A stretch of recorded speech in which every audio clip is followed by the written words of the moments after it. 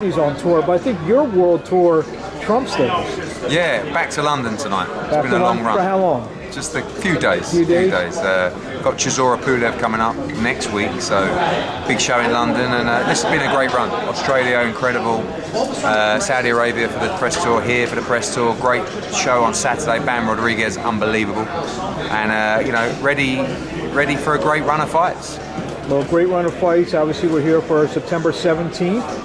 Canelo Alvarez and Gennadiy Golovkin. I know when the Zone started, another entity said that they were going to bring this fight to the Zone. It didn't happen. How does it feel for you now to finally make this third fight for the Zone? Amazing. You know, it's probably the biggest fight in boxing. Now, a lot of people for a long time now question the validity of the Zone or the credibility of the Zone. Those people really need to just stop already. You know, for a long time they've been doing great things. I think by far the best platform for boxing in the US, in the UK, in the world, the ultimate destination for fight fans. Nothing's ever been done like this before globally in the sport of boxing, and I think they need the credit. And you know, to bring this fight to the Zone was obviously a major moment for matchroom boxing. Why do you think in the last couple of years, especially since the second fight with Canelo, I feel there's been disrespect placed on Golovkin, and all he's done is won. The Deverenchenko fight, he struggled a little bit, but he's done Triple G things in every fight since then. I mean, he just went to Japan to unify, and great performance. So, but he's a legend of the sport, and it's going to be a tremendous fight. Both guys, talking about just not taking a backward step. I believe you'll get the best of the three fights, September 17th. Do you think he's been disrespected the last couple of years? No, not really. The fight fans are very fickle, aren't they? It's like with the Bivol fight with Golovkin. All of a sudden, he's no longer the pound-for-pound number one, and he's got the spring in his step, and he wants to put a great performance in. Have you seen? I know you've worked with Canelo the last couple of years. Have you ever seen the fire that he has? I mean, look, the Saunders fight, he was digged by Saunders, but he was very calm.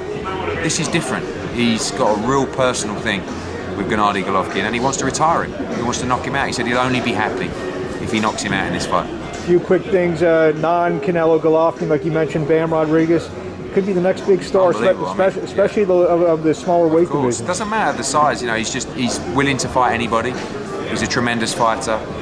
Everybody's talking about him, and we want to get him back in the ring as soon as possible. Do you see Estrada Chocolatito in his near distant future? I've asked Estrada, about the Chocolatito fight. I think Bam Rodriguez against Chocolatito is one of the greatest fights of our generation. You've got a legend of the sport against a future legend of the sport. It's such a great fight, but you've also got to remember the kid's 22. So let's see. We've got to guide him in the right way, Robert Garcia, but he's fearless and he's brilliant. And you already alluded to Chisora Pulev. That can't help to be. That's going to be a great fight. Let's hope we get him in the ring and not punching each other at the press conference. But it's going to be a thriller. July 9th, 02. Really looking forward to it. Derek Chisora, he's like the boogeyman. He just loves to fight. He's a very good heavyweight. I know people are saying he's coming off losses. He lost to Joseph Parker and Alexander Usyk like in his last two fights. So of course he's fighting the best guys in the division. And Pulev's a very, very good heavyweight. So it's a tough fight. Eddie, thank you for a few minutes. We'll see you along the way.